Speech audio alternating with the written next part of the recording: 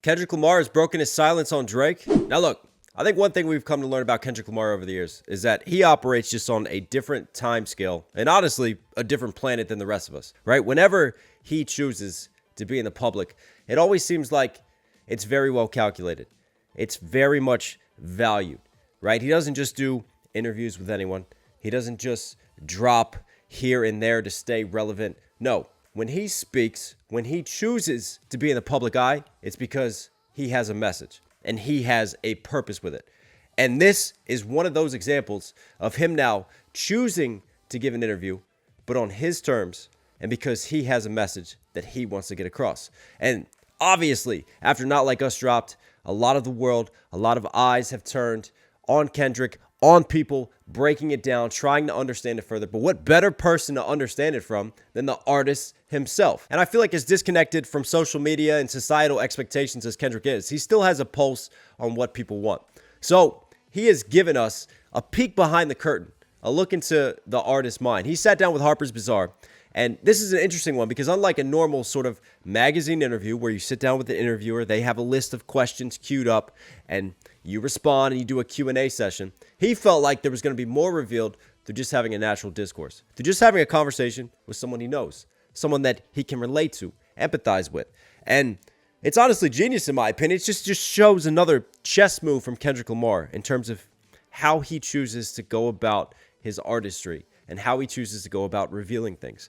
And it makes so much sense because for me, when you just have a natural conversation with someone, that's when you really get into deeper topics. That's when things truly get revealed, especially a conversation amongst friends. So he sat down and requested to do a talk with SZA, who he's toured with, who he knows well, a fellow artist who he respects. And they just had one hell of a conversation. Now, I'm not going to sit here and break down the whole conversation. If you guys want to go read it, I highly recommend it because I think it's very revealing of Kendrick, but it's also very revealing of SZA herself as well, and just sort of where they're at in their careers, how they approach their music, their artistry, using music as an outlet in relation to their emotions, in relation to their mental health, to their spirituality, and really just kind of finding their place and their meaning as we float on this great rock in the middle of space. But obviously, this is a world of clickbait and a world of drama. So anytime that something in relation to the great Kendrick Lamar and Drake beef gets mentioned, that's what the internet is going to hone in on.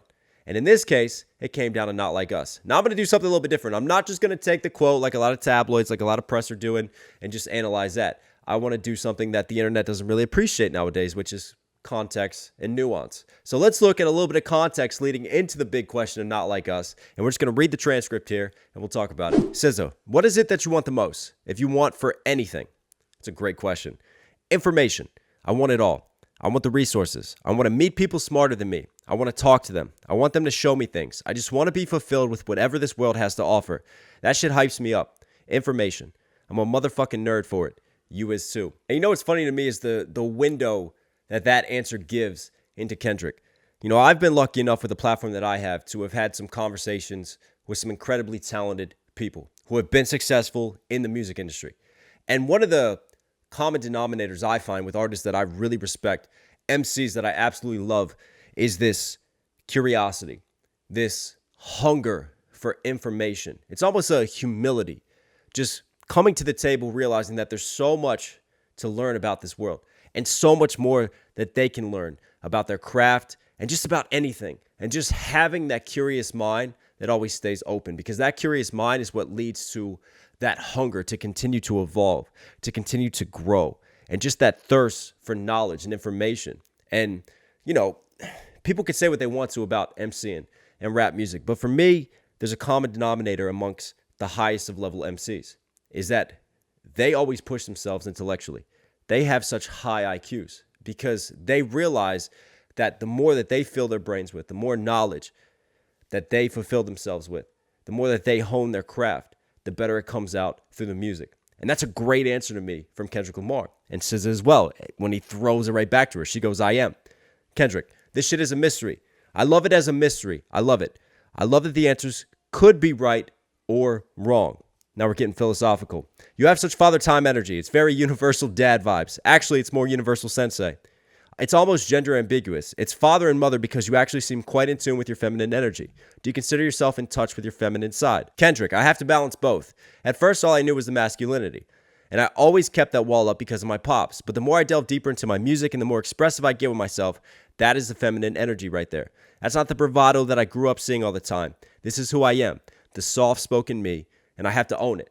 And I feel like especially with the psychological exploration of Mr. Morale and the Big Steppers, you could see Kendrick really embracing both sides. It's almost sort of shedding that machismo that's expected within the culture and coming more into touch with just his emotional spectrum and his range of what he goes through. This is where my superpower lies, because it is my job to communicate. I need to be able to communicate with everyone. Facts. I need to be able to sit in front of SZA and talk to you in a way where you feel comfortable, in a way where it feels authentic from me to you, you to me, and I can't do that with a wall up. I can't do that with my full masculinity. I mean, that's a hell of a look into just identity politics in our world and what it means and how society and cultural expectation affect Kendrick. Like I said, this is just one hell of an interview. If you guys want to go check it out, I highly recommend it. I'll put the links to this below. But I wanted to set this up because this is what leads us into the next question that the internet, of course, is talking about. SZA, can I ask you a hyper-masculine question? You can also tell me to shut the fuck up. What does not like us mean to you? Kendrick laughing. Not like us? Not like us is the energy of who I am, the type of man I represent. Now, if you identify with the man that I represent, ... just leaving a pause right there, knowing that SZA comes back with, break the man down for me. Kendrick, this man has morals. He has values. He believes in something. He stands on something. He's not pandering. Drake, are you listening? He's a man who can recognize his mistakes and not be afraid to share the mistakes and can dig deep down into fear-based ideologies or experiences to be able to express them without feeling like he's less of a man. If I'm thinking of not like us, I'm thinking of me and whoever identifies with that. I think for me, that answer really just summarizes this battle. And when you look at it, and I know that there's still debate, and there will always be debate, you know, just like there's debate on Pac versus Biggie, just like there's debate on Jay-Z and Nas, right? There's still going to be people out there, and yes, they exist. They're not just internet paid bots and trolls who believe that Drake won. But for me, when you step back from the battle and you look at it, the reason why I give it to Kendrick is because as this battle progressed, it became something more than just shallow jabs that you might find in a rap battle, you know, like dissing someone for their looks, for their appearance, for certain things they might have done, ways like that, right? The more sort of shallow level disses. As Kendrick started to progress this battle, it was clear that he was really doing a deep dive and a psychoanalysis of Drake. And he was really getting into some deeper meanings and messages. You know, what does Drake actually identify with as an artist? What does he actually stand for? Is he using the culture? Is he pandering to an audience? Is he solely concerned with numbers? Or is he actually concerned with creating the best version of himself and the best version of art that he can create in order to further the hip-hop culture? Or does he just see it as an opportunity for a cash grab, and he will say and do whatever he can to take advantage of it in order to progress his wallet, in order to progress his income? And that for me is what really kind of just shows you the difference in artistry. The more that Kendrick progressed. And then you start getting songs like 616 in LA, right? When you just have that buildup and that reflection and that sort of stoic Kendrick, you start seeing the philosophy of a man who is a much deeper thinker, of a man who really thinks about his contribution and his legacy and his impact on the culture. And you can see where his value system lies and his morals. And then you hold that mirror up and you compare it to Drake.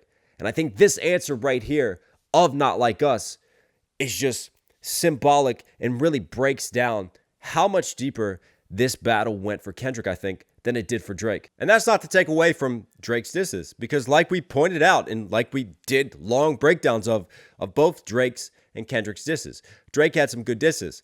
I feel like Drake went into the battle, and even when he reflects and looks back on the battle, he's still concerned with just winning the battle. For him, it's about getting a W, right? And just notching that tally up in the W section. Whereas for Kendrick, winning or losing doesn't matter. And that becomes apparent with these answers. That becomes apparent with the artist that he is nowadays. And that becomes apparent throughout the battle, right? He has a greater message and a greater impact that he's trying to get across. It's not just about winning and losing for him. Anyways, let's talk about more of this. SZA, can I say something else in that realm, or you want me to get away from that? Can I ask you something else? Kendrick, is it mean? No. It's more like, I thought it was really interesting that there was any consensus at all that you might be an angry individual. For me, I don't find any energy that comes from you from an angry place. And actually, the last hour and change pretty much solidifies that it's almost from a yogic, monk-like place. So when you feel the surge of energy in records like that, where is that root?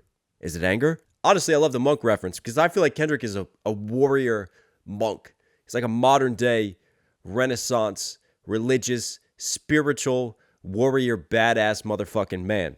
Kendrick, I don't believe I'm an angry person, but I do believe in love and war. And I believe they both need to exist. It's true. You can't appreciate happiness without sadness. You can't appreciate light without dark. We as humans tend to take things for granted. That's a part of our nature. And my awareness of that allows me to react to things but not identify with them as who I am. Just allowing them to exist and allowing them to flow through me. That's what I believe. And that for me is a really interesting, introspective look into Kendrick's artistry.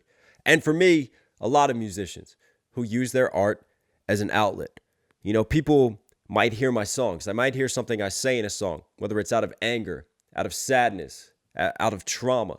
And they might reach out because they think that that's how I am 24/7. But that's the beauty of music and really being a conduit for your emotions and finding a way to just unlock that vulnerability. It's just being able to allow those emotions to tap into those experiences that you want to speak on, that you want to talk about, and just let them flow through you and let them out on the page. And it's cathartic. And it's a way for coping. And it really is emotional therapy, creating and doing music. And, you know, great artists to me find a way to tap into those emotions when they need to and to express them so that the audience can feel them, that the audience can relate to them. But that doesn't necessarily mean that the artist feels that way all of the time. And I think Kendrick has a great stoicism with it all. He has a great way of tapping into that anger when he needed to, in a battle situation, in a competitive arena, to rise up, to fight, but also he has peace with it. And he has a way to not let that anger overcome him, to take control, for that anger to turn into hatred, and for that hatred to affect everything that he does. You know, I feel like the man is like in a J. Cole in a sense, where he's just got peace with his actions, with what he's done. And he's chilling on a beach somewhere with his kids, and he's happy, and he's going to give us the album whenever he feels like it's right, whenever the universe tells him to release it. But what do you guys think of Kendrick's answers? What do you guys think of this interview? Comment down below. As always, as you can see, I'm in a different location, taking care of moms right now. Everything's going well. Thank you for your patience. Thank you for your understanding, guys. A different type of video today. You know, just talking and breaking down the mind of one of the greatest artists of our time. But I think these interviews are always just incredibly interesting because they just give you so much more insight into understanding, you know, the creator of these works. And yeah, with a mind as deep and just structured and knowledgeable as Kendrick, there's so much to take away from it. And there's so much that we can all learn. Kendrick Lamar, you were Knox Hill certified. Hope you guys liked today's video. Listen, I love you. Subscribe, notifications on. Stay tuned. We got a lot more videos on the way. Got a lot more stuff to cover. All right, I'll catch you again.